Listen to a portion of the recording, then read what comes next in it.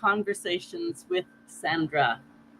And today we're talking about musings. I have had such an exciting week that once I got over myself and I was able to just get excited about what I do, how I'm doing it, the opportunities started waking up. And that's what I wanted to talk about today, musings. Not only my musings, but when you sit and go into that expansive thinking, that spacious thinking, let your mind muse and dream and become aware, you can do it too. So here we go, musings. The Daily Om says, and I'm reading, nearly all creative possibilities are related to the muses that inspire us, end quote. Nearly all creative possibilities. And I can tell you that this week has just been an absolute joy of creative possibilities. And I've been ready just to say, yes, I did a workshop for Toastmasters, got all kinds of feedback on how that felt for them, and got the structure that was going to make it even better the next time.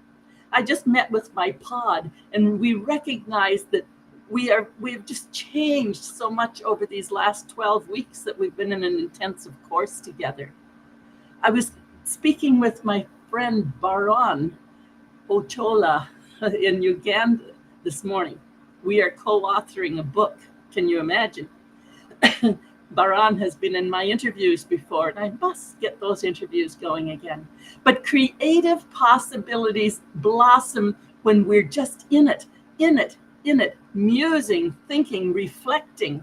And I'm inviting you to do the same thing, because whenever you wonder, like, Sandra, where do you get all these topics? How can you do this every day or 2-3 times a week? Where is it coming from? It's coming from my musings and my excitement and the things that are happening in my life. And they're happening for you, but you have to pay attention to them. Now, when I was looking at musings, I thought, well, that's interesting. I have my own idea. Musing. Oh, that was a musing. That would come from the same root. Yes. So I looked it up in Merriam-Webster dictionary. Here's a few of the definitions. It says a definite focusing on one's thoughts on something so as to understand it deeply. I really like that, because I got quite tired after the 12 weeks of intensity, which I talked about the other day.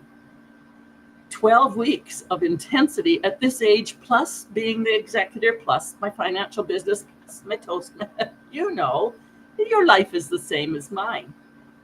But this definite focusing on one's thoughts on something so as to understand it deeply was really what happened with the week that followed. And again, this week, where I'm starting to get back into my working aspect. But I've been probably a week and a half of thinking, wow, but I recognize now my brain has been working on it. Working on it is so beautiful. Another thing, it says a careful weighing of a problem, or often prolonged, inconclusive thinking about a matter. And I do believe that describes the spacious thinking I was so blessed with. You're kind of pondering it as you're preparing dinner, as you're making the bed, as you're washing the dishes. In other words, as we're going through life, magic is happening because it's a careful weighing of a problem, or often a prolonged, inconclusive thinking about a matter. And so it's almost like letting it fester, letting it pop, if you like popcorn, letting it simmer. Sometimes it's focused daydreaming, as in remembrance.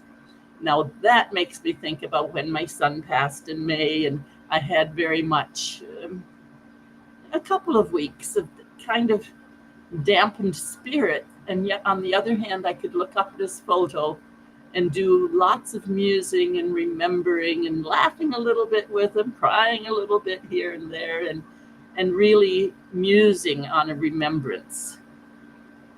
And that remembrance of my son and all the people that have gone already before me is to make sure that I keep living. And for you, it's to make sure that you keep living While the others are on the other side of the veil, they have no time.